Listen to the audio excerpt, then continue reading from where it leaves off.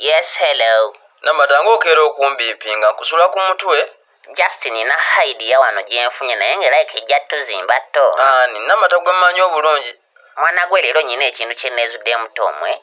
Mwana gwe okimanyi nti nina ekitone. Wow, kale ndi happy.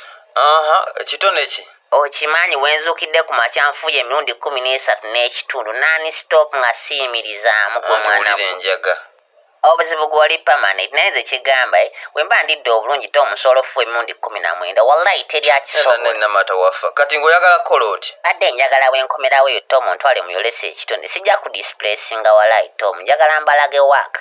Kimanyi onzikiririzaamu ekyo ekyo. Oyagala kunswaza Tom gwebeera arrogant nzikiririzaamu kyemmanyi omumanyi bulungi omanyi kyekitegeeza Namata yaani. Kale wuya kino ekyana.